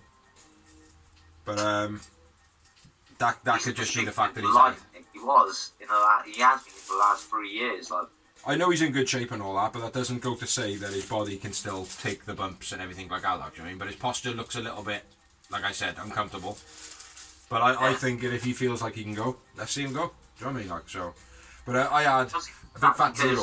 You had 1. It's obviously a person they're trying to get over. Yeah. So it's a good start, I think. He's obviously not there to become the world champion like Booker T was for TNA. No. Type thing. Well, hopefully not. Next up, we had another promo. It was from Dan Lambert from American Top Team. Comes in, basically calls all the fans absolute pathetic millennials. Totally agree with Dan Lambert. Big up to the guy. Addresses the crying fans. Says, well, why are people fucking crying when a guy comes in and does his job? Which is another true fact, like, but I get it. I know why people are crying and all that. Like, do you know what I mean? It's like, their hometown hero. No, I don't get it. At the end of the day, like, I cried when Chris Benoit died. Yeah. And the atrocity that he did. Do you know what I mean? Like, and let's not sit here and deny it. Chris Benoit did something absolutely fucking horrendous, but his mind wasn't in the right place. Many, many years of abuse to his brain fucked him over. Like, do you know what I mean? Like, there has been scientific evidence, you know. So that is what it is. But when Chris Benoit went and what he did and whatever like that, I cried my fucking eyes out. Like, do you know what I mean? Like, but I would never cry for a wrestler coming back to a wrestling job. We both watched that Raw live, and I cried my eyes out. Like, I was straight away, like, I was the first one. Mate, I cried my eyes out. I cried my eyes out when I read the news. When I was in work and I read it, mate, I cried my eyes out in work. So it was long, mate, because I knew, like, not only, like, it was 3 things, mate. It was why it happened. I knew why. It was because of the business I love. of what he lived. Number two, because obviously he Let's was not in get the too right sidetracked time to do now. it. We're not actually talking about Benoit. We're, you know. Just let me finish. I did now, so I might as well finish it. What he did was obviously not him. And then the third thing is, now, probably the greatest wrestler of all time, is not going to get what he deserves. Yeah. But yeah, I cried when Chris Benoit died, but I wouldn't cry when someone comes back to work. That was my point. Yep. Didn't really want to go on about Chris Benoit too much. We'll maybe do that in another episode, because we do have a lot to talk about Chris Benoit. So next up... Not my shtick, is it? Well, no, Uh, because at the end of the day, you didn't mention that No, I didn't. Dan Lappin, Ethan Page, and Scorpio Sky are obviously in it. I was just going to go back to that and say And But they have real fight backgrounds, so it does make sense. I do like the fact that he addressed the millennial thing, though, man. Because it is now, Yeah. man. We live in an era of millennial... But Exactly. anyway, Exactly. moving on to the Dawsies bit of the evening. Oh, next. Ning. Willpower Hobbs versus Brian Cage, finally. Orange Cassidy versus Jack Evans. Why on Dynamite? I get it, because they're both big names and they can put on a show. But right now, Jack Evans is a dark elevation name Yep. for me. Yep. He's been pushed to the side so much. Not Yep. that he deserves to be. I'm not saying he deserves to be, but it just doesn't make any sense for him to be on Dynamite anymore. It probably would have been better if they had now given Jack Evans the push to have done it before they did it to Angelico. Yeah, Because exactly. the fans liked Jack Evans, and now they kind of have gone a bit stale on him, like. You know, so, yeah. But anyway, moving on. FTR versus Santana and Ortiz, the big rematch. Jim Ross interviews Jericho. Jim Ross! Interviews Chris Jericho. And in turn, it's Tony Schiavone! Tony Schiavone! Doing MJF. That little prick. My jerk-off friend. We got Rampage, and it's going to be Benny versus Ty Conti, Jax versus the Lucha Brothers qualifier, which we're going to be talking about on this show, Omega, Cutler versus Kaz and Christian. We've got All Out. Pac versus Andrade is officially announced and accepted. Britt versus Stat for the AEW Women's title, which I think is going to be a cracker. Yeah. Could have done with a little bit more build. Darby Allin. I said it could have done with a little bit more of a build. The stat Britt figure. Definitely, mate, because Stat is like, before she got injured, she was the hottest talent, wasn't she? Yeah. Yeah, she was. But yeah. See how it pans out. It should be a good match. And we got Darby Allin versus CM Punk, CM Punk, CM Punk, CM Punk, CM Punk. And then obviously Fuck that guy. the final fight, Jericho versus MJF. If Jericho loses, he will retire from AEW Retire as a wrestler. As a wrestler. Christian versus Kenny Omega for the AEW World Heavyweight title. Who's taking it?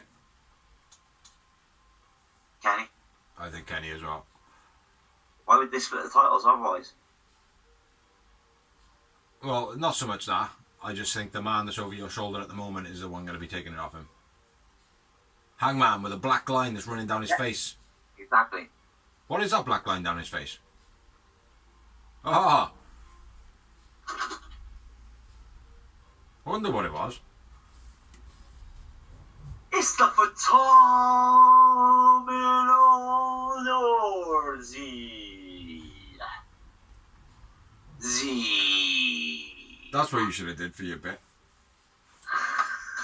Do that next week. Is that all the matches now though, brother? Brother? Yep. Yo, That brother. was all the Yo, matches. brother, can you hear me, brother? Yo, brother, can you hear me, brother? Yep. And next up, we're moving on to the next promo, which I will give you the stick to do it. Go. Give me the stick. Tag. Take that shit. Ah, cheers, mate.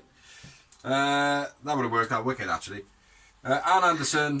Yeah, she hold it up in the corner, bro. No, yeah. So, just keep it there. Just keep it there, bro. So, Ann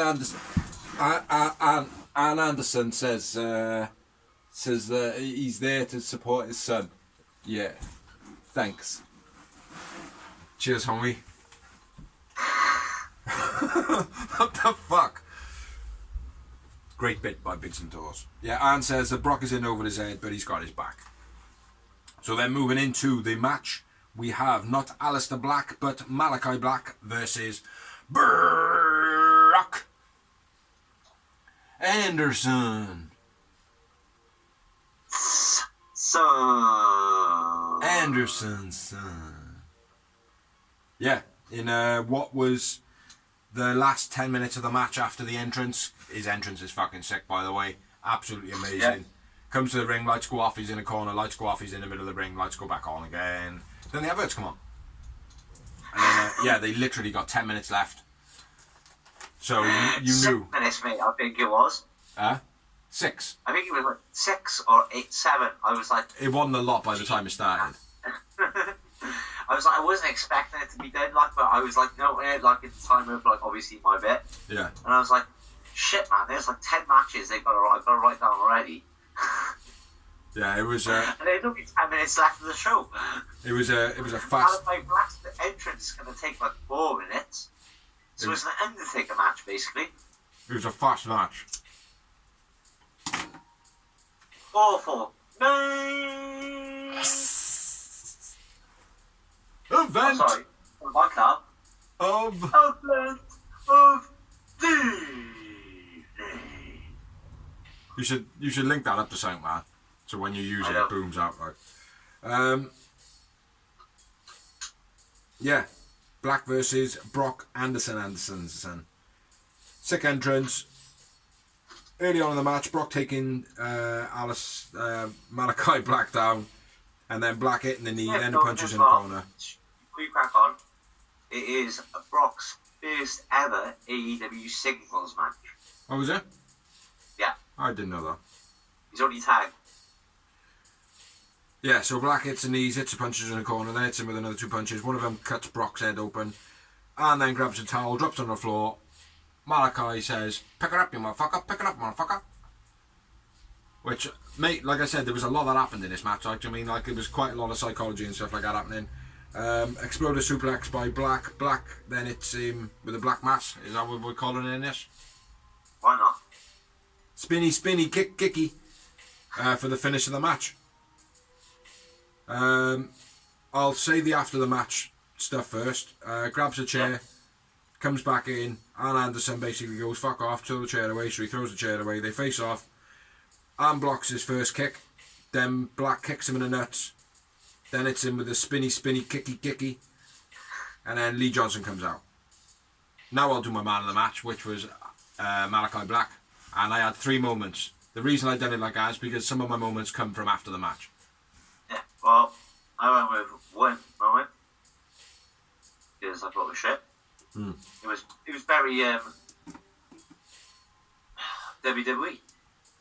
Fuck Vince. It was very fuck Vince. It was very predictable, obvious, everything. Like I said, after the Miro promo, this show was dope. And then the moment after that Miro promo, it sucked. Yeah. Completely sucked. The internet has been hating on the whole show. And I'm like, no. The first hour was sick. Yeah. Second hour was shit. Yeah, well, the Guns, the Factory, did need to be on there. Exactly. And Mox, Eddie, and... Yeah, that didn't need to be on it either. But the show did get muddled up just before it went ahead. It was supposed to be a different show setup, apparently. Yeah. But yeah, that is what it is. But Lee Johnson comes out right at the end. Not much of a matchup for him next, but yeah, Lee Johnson will be fighting Malachi Black next. Yeah, obviously. So, it's all building up to Cody, isn't it? Yeah. So that's everything that we have for Dynamite. And now we're going to move on to Rampage! I just made your TV picture. Oh, you've broken the screen. But, yeah. Good first match. Then the rest of the show was pretty average, if you ask me. Yeah. Yeah. But, yeah, first match was Jurassic Express versus the Lucha Brothers. Do you want to shoot on this one, bro? Yeah, man, I'll go for it, right? So, it was a great matchup. It really was. It was a real good matchup, mate. They both went back and forth. I see some fresh stuff from the Lucha Brothers. I see some fresh stuff from Jurassic Express.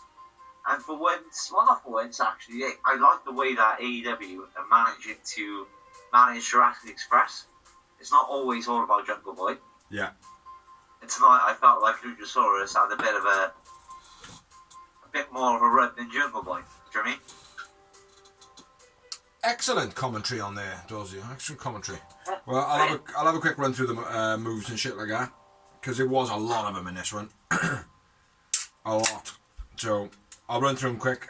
Obviously, I know you haven't got any notes at the moment, so you're not going to be able to go, oh, and this and that and that. If you do remember anything, just say it anyway.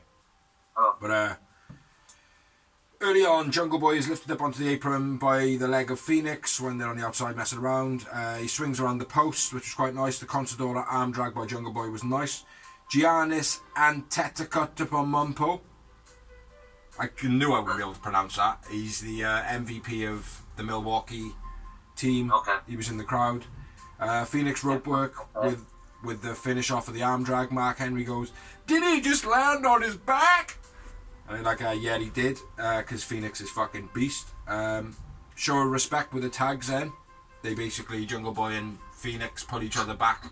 And they're like, yeah, respect, blah, blah, blah. And then tag their respective tag partners in. Penta boring glove thing. Penta headbutts to Luchasaurus. What the fuck was that all about, man? Just headbutting him in the chest.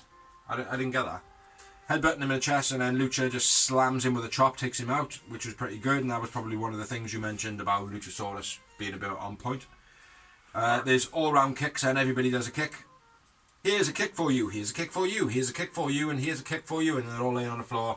Crowd gives them a bit of respect, when in fact all they did was kick each other in the face, pretending. Super kick party! Yeah, exactly. Then they went into an ad... Aren't we? Huh? And we're fed up of that now, aren't we? Yeah, a little bit. Then they went to an advert break on Fight TV, and it felt like there was so much missed. I don't know about you, however you watched it, whatever you watched it on, but for me, it felt like... Split screen. No, mine was just Rampage, poof, music.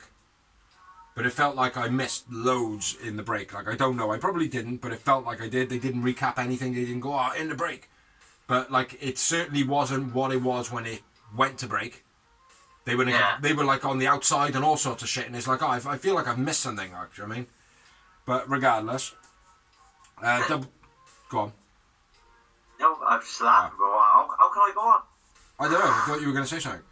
Double dives by Phoenix and Jungle Boy again to their respective opponents. Lucha still looking really blocky during the match. His tail whip kick and then a choke slam by Luchasaurus. Standing moonsault by Luchasaurus. Spring spinning kick by Phoenix. Always looks fucking amazing. I will always mention it, even though it's a standard move of his. Ray does an Eddie Guerrero taunt and then hits a frog splash for the 2 count. Poisorama by Jungle Boy. Tiger Driver and then a snare trap by Jungle Boy. Gorilla press backbreaker by Penta to Jungle Boy. Made in Japan / Penta Driver by Penta. It says it in his fucking name.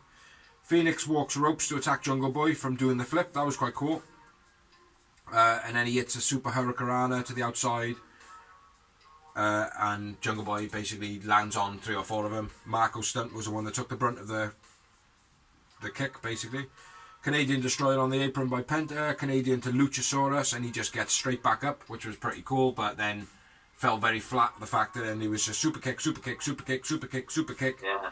Consadora flip by the Lucha Brothers. Double pile driver finish. Yeah, absolutely amazing match, I felt. I thought it was a brilliant match, mate. Real good. Fair play. Yeah. I went with Lucha Brothers win, and I went with Phoenix man of the match. Yeah, I'll agree, but I'll go Luchasaurus strong second. Yeah, he was a strong second in this one. He is still looking very blocky though. He's what did my missus explain it? Not robotic. I can't remember what she said, but for me, right, Luchasaurus was on a progressive rise, and then all of a sudden, he just stopped progressing, and he hasn't got worse, he hasn't gone back, but he hasn't gone forward either. He's just kind of stopped, and he needs some sort of fluidity, you know. But yeah, absolutely sick match, and I went with 7 moments. I had 5. Yeah, we are. Yeah, good match it was. After the match, the Bucks come out and attack the Lucha Brothers. And Marco, Phoenix, and Marco and Jurassic Express make the save. Then we had a promo. It was a CM Punk recap, just in case you missed it. And a Derby build for the All Out promo. So yeah, it did progress on a little bit, although it was still was a CM Punk fucking recap. CM Punk, CM Punk, CM Punk, Shush! CM Punk, You CM fucking Punk. dick. Anyway, moving on, we got a Miro promo, and he brings up Fuego, kicks him down the ramp, pulls off Fuego's mask. So yeah, I did have a hunch that he wasn't forgiving Fuego. Pulls off a Can't just mask. stop that Lance Archer stick, don't he? Huh? Can't just stop Lance Archer.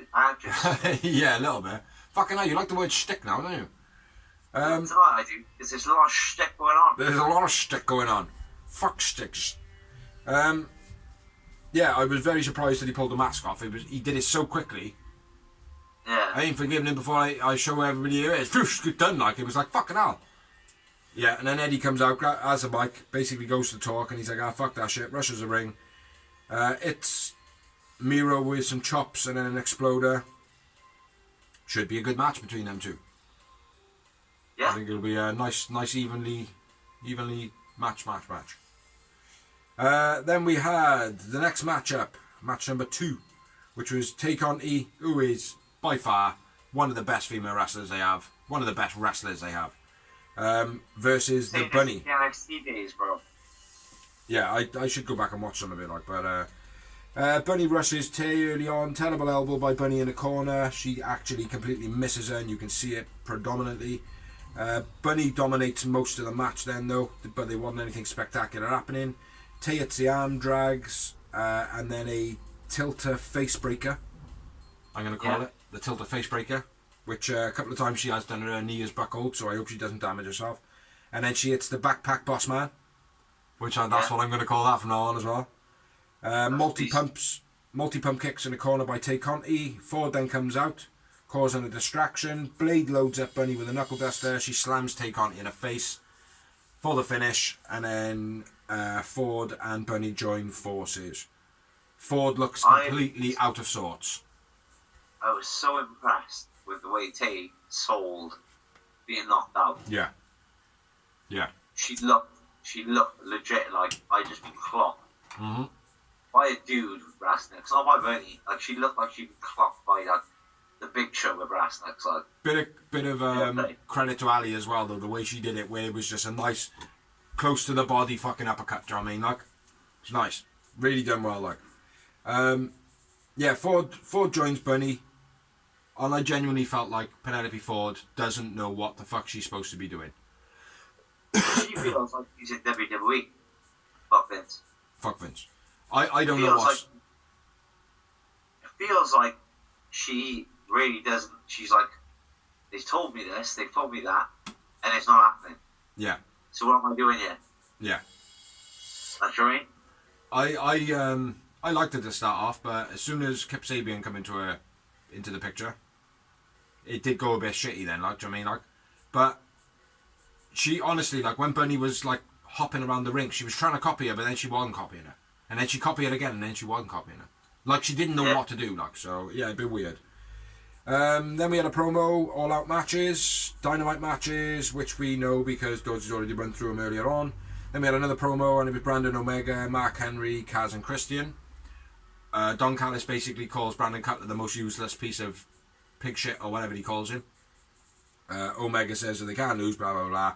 Kaz and Christian says, you know, injuries happen, it doesn't really matter. Like, I mean, like, we're gonna kick your ass. Yeah, it was okay. I quite like those window boxes with Mark Henry in the middle. I think once Mark Henry does his questioning, I think they just need to have the picture-in-picture. Yeah. You know. Like, yeah, I'll have Mark Henry just in a little small box in the bottom, like. Press him up, like just drag him up. Yeah. It's a tiny box. Yeah, something like that. Yeah, I agree. Yeah. Yeah. So then on to the main event of the Rampage, which was.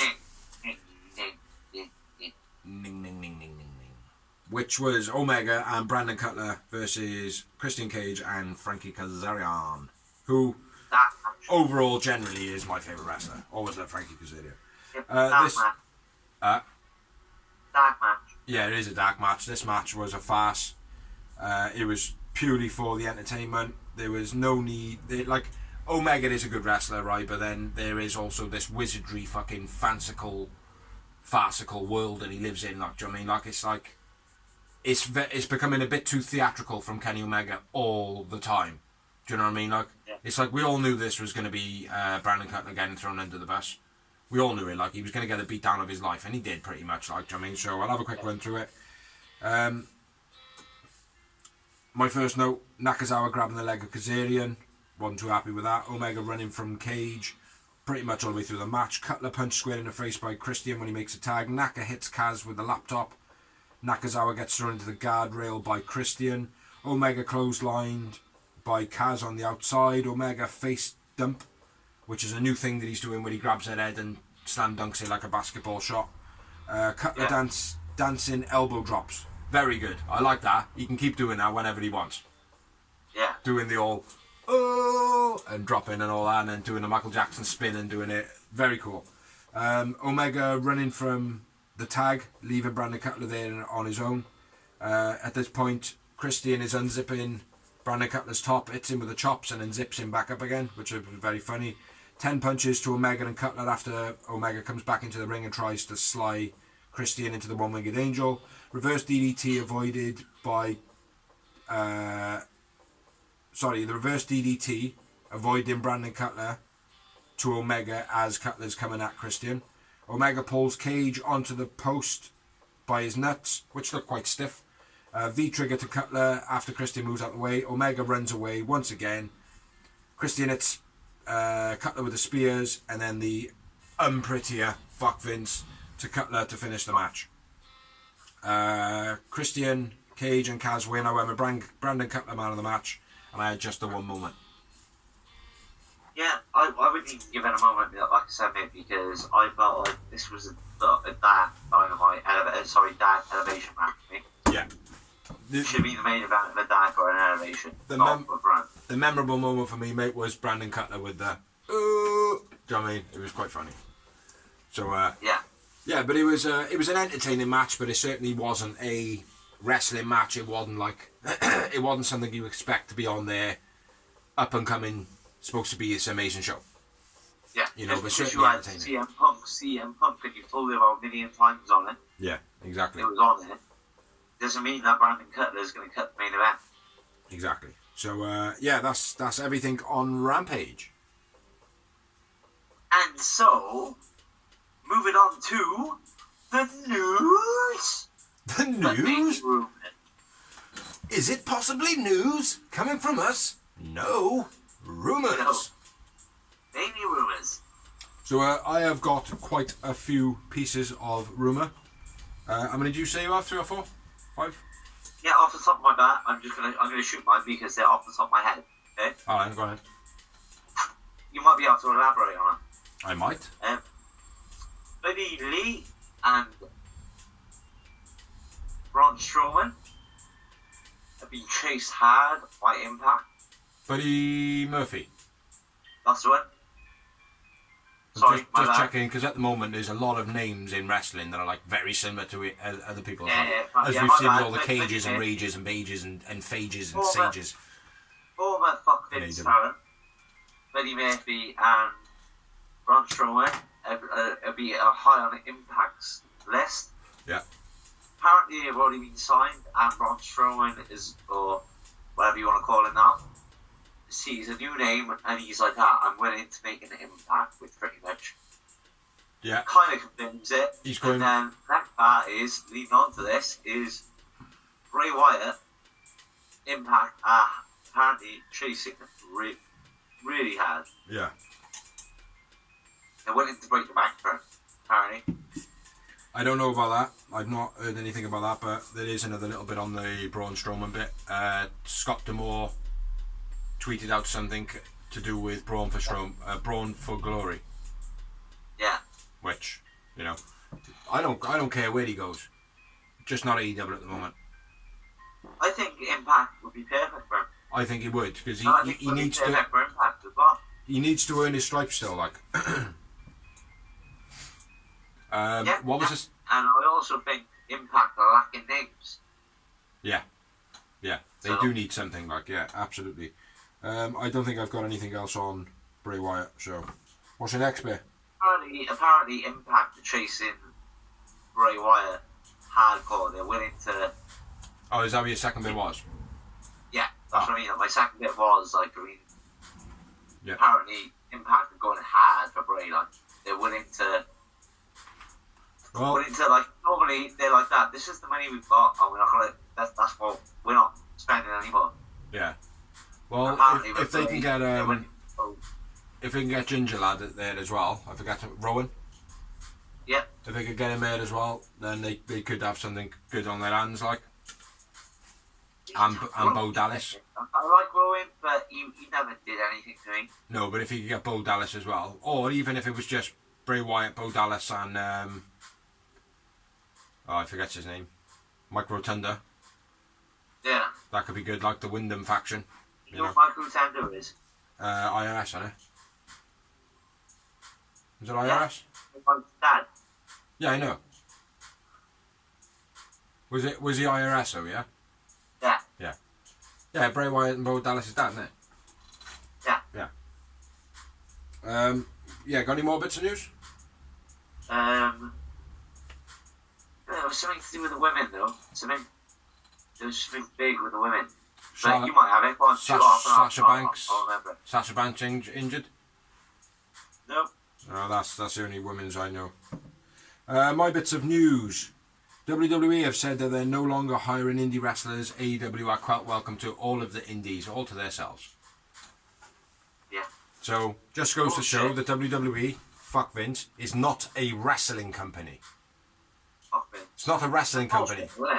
Well, I don't know, mate. I don't watch it anymore, so I couldn't possibly comment. It is bullshit, because NXT literally is built on the foundation of going out and buying the best independent talent and putting it on TV. Well, let's be fair. NXT have now got rid of most of their roster, and they're now watering it down to be a developmental thing, like it used to be back in the day with OVW, is it? So NXT is becoming it's becoming the developmental program. They're no longer hiring. Hold on. Hear me out here now. They're no longer hiring independent veteran wrestlers. They're hiring random people off the street and training them to be entertainers. Yeah, I know. I get it. How long do you reckon you're going to be watching a product for? And this is not me just mocking now, and because I always mock you, and I'm like, fuck WWE, fuck that shit. Like, genuinely now, genuine question. With that in mind now, that they are no longer hiring independent talent, yeah. How long do you reckon you'll be watching a product for? Yeah, but you got to remember, there was a point where Vince said, I will never ever hire anybody who ever works with WCW before me. I get that. Jericho. I understand that. Blah, blah, blah, blah, blah, blah. So blah, you don't think it's going to come to fruition? Blah, blah, blah, blah, blah. You don't think it'll come to fruition then, no? No, I think, well, let's put it this way. Vince is not young anymore, is he? No.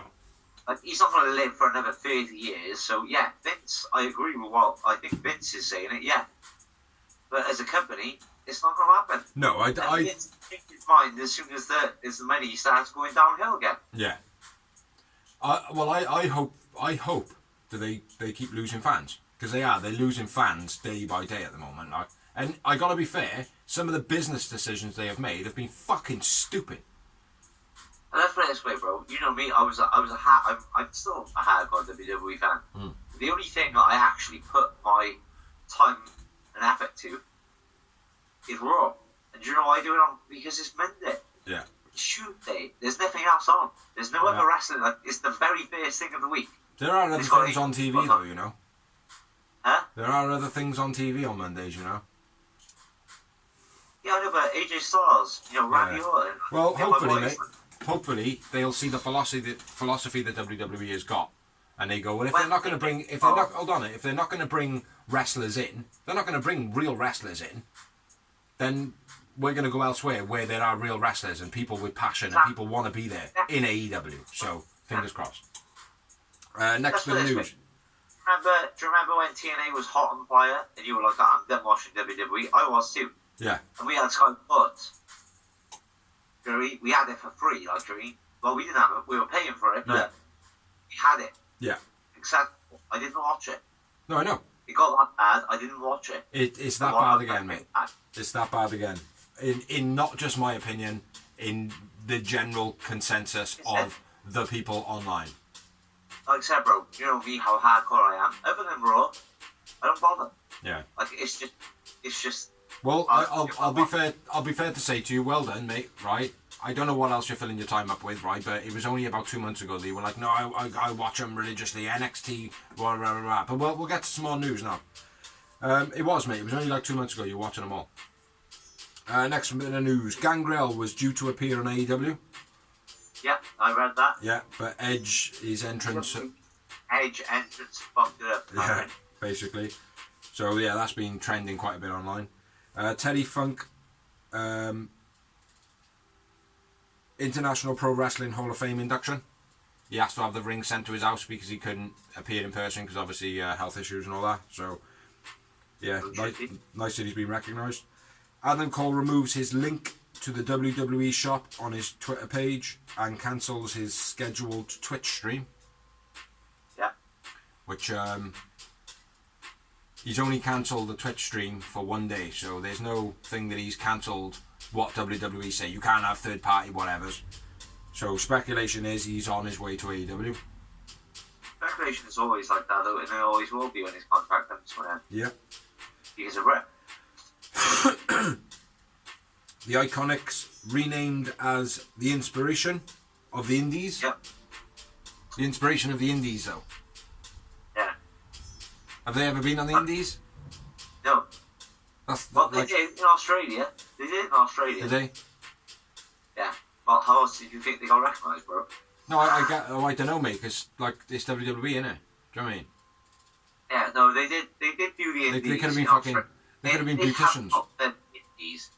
They're not like Daniel Bryan and AJ Styles and CM Punk. CM Punk. They're not that. They're not at all. Fuck those. Yeah. They are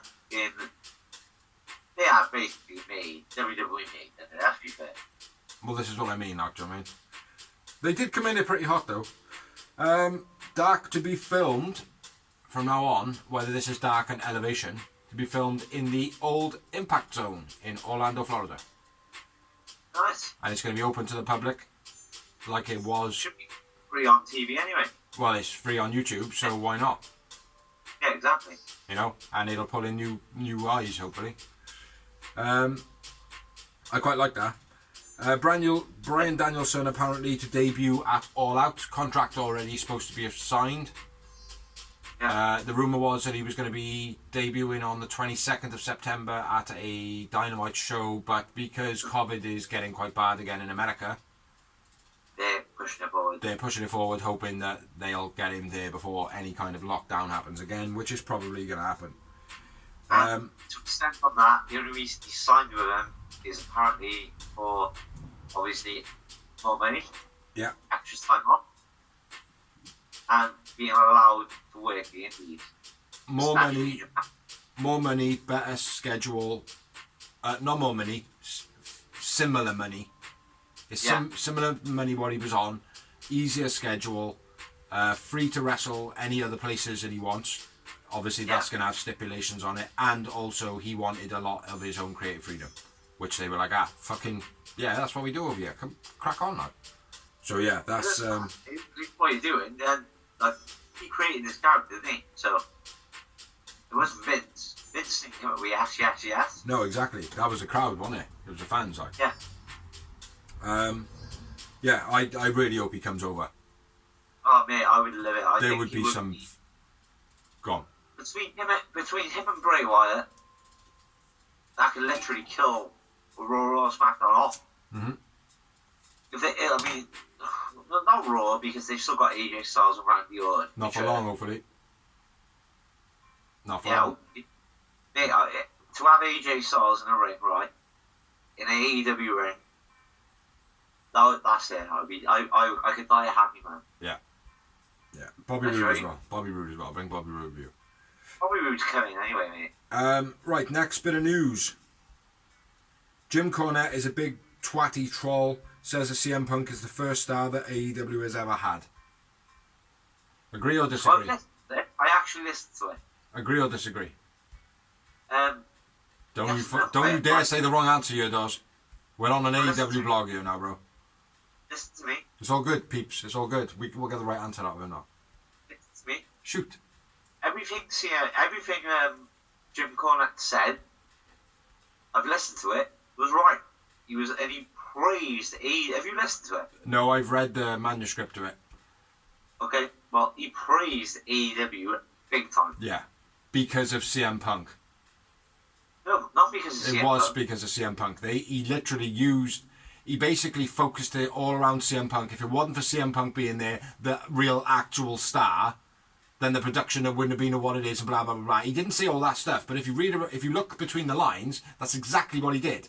Basically, CM Punk is the first star that AEW's ever had. I disagree. Chris Jericho, Jon Moxley, Lance Archer, Darby Allin, Kenny Omega, the Young Bucks.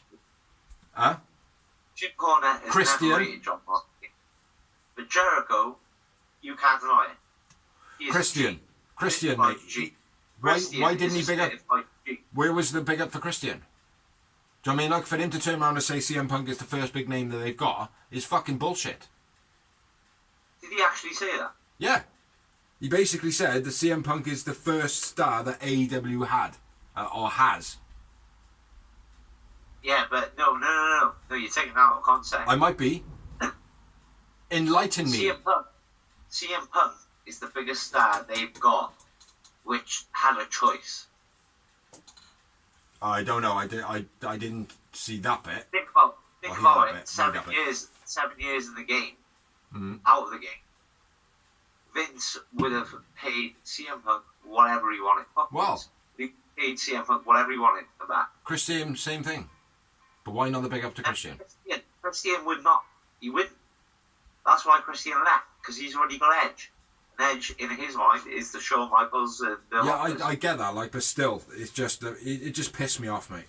But on that same. If Edge is wrestling constantly for all this time, then yeah, you're right. But because it happened at the exact same time, it was like, nah. And that's why Christian left him. You know it. Yeah, but I'm not basing it on Christian. I'm basing it on Jim Cornette. He should have had the same respect, if not more, for Christian. Because Christian's got a longer legacy than CM Punk. Christian is a bigger name. Christian, genuinely, for me, is a bigger acquisition for AEW than CM Punk ever will be. Do you know what I mean? Like CM Punk is a star, and he's got that name quality, and he's got that, like, the crowd fan favourite, definitely, like, and they want to know what he's going to do next. But if he falls flat now, he's fucked. But Christian will live on. When a wrestling fan, like the Gen guy, which is just chilling and watching both shows, unless you're a massive fan of Christian, he's not Jericho. Like, I mean, for me, I'm not saying he. No, I'm not saying he is. I'm a massive Christian fan. Yeah. I love Christian. I think he was the biggest sign of Impact. He's the same as Frankie Kazarian. Yeah, exactly. Yeah, I know what he is, mate, but he's still a bigger acquisition. CM Punk may have a bigger name and a bigger kind of, oh fucking hell, CM Punk, that guy that did that thing to WWE. Oh yeah. Do you know what I mean? Like, but Christian has got a lot more to offer. He's got a lot more under his belt. He's got a lot more history in the business. You know what I mean? I'm not. That's all. You're arguing with the wrong person, bro. I'm not denying any of that. You're the one being going CM Punk, CM Punk, CM Punk, CM Punk, CM Punk, CM Punk all night. But anyway, a little bit. I know a little bit more on that note, right? AEW signed CM Punk, CM Punk, CM Punk, CM Punk, CM Punk, CM Punk, and WWE's networks now are very, very pissed off with them. Yeah, because Fox Network is very pissed off with them because go on. Massive contract there like that. You should have offered them a massive contract. You should have gone all out to get him. Yeah. Yeah. So. All out. Yeah, whatever, right? But so what they did is they counter-programmed. They brought back Becky Lynch and Brock Lesnar. And I'll tell you what, I watched the shows live. Okay, because I was off that week, and then I sat down. I was like, I can't believe this. I must be fucked. Like, you mean, I was like, Leash, sit down and watch this. My daughter, by the way, who is a big fan of. Well, like I said to you off air. She remembers CM Punk, but she doesn't really know CM Punk. Yeah. Now she knows Brock Lesnar. She knows Becky Lynch. She was like that, bro. That fucking arena that WWE are in is like 3 times the size of the arena that CM Punk debuted in a Rampage, and the reaction was bullshit. Compared, like, it was shit. Like Becky Lynch's reaction, we're both massive fans as well. Me and my daughter are massive fans of Becky Lynch, and that was the biggest pop for me. But CM Punk smashed both of them out the water, and it was half the size of the arena. Yeah. Or maybe even quarter. Like SummerSlam is a big event. It's their second biggest pay-per-view of the year, bro. Yeah. And like I said, the Becky Lynch reaction. Like I checked with Alicia, and Alicia was like, "Oh, that was so dim compared to CM Punk's." Yeah, like, well, because we all knew they were going to bring Brock Lesnar back. No, but Becky Lynch is the win. Well, yeah. Well, if you don't rate her, that's fine. I'm not saying I don't rate her, but it's Becky Lynch in WWE. What's going to happen next? Nothing. She's going to fight Charlotte. Woohoo! Amazing. Do you know what I mean? Yeah. It's just fucking shit, mate. It's just same old shit. But anyway, back to the actual point. Fox were pissed off that they didn't sign CM Punk. They counter-programmed with Brock Lesnar and Becky Lynch. Then the other network got pissed off because they put Brock Lesnar and Becky Lynch on the other product. So now WWE have got both of their networks proper pissed at them. Yeah. So yeah, at the moment they've got both their networks very, very unhappy with them, which, woohoo! Brilliant, Vince. That's the only big up you'll get from me. Next up, 2 AEW wrestlers test positive for COVID. There was changes to Dynamite, which I did mention during the thing. Don't know who it is. Oh. Say again? You believe it's 2.0. I believe it could be 2.0, but I don't know. I'm sticking 2 and 2 together and coming up with 7 now. NXT have come up with a new logo. Have you seen it? Shit, I really need this. Have you seen the AEW logo? Huh? Have you seen the AEW logo? No. It's the same colours as the NXT logo, you mean? NXT, yeah. Yeah? Yeah. No. Same colours. Just go for a piss. Same colours as AEW, bro.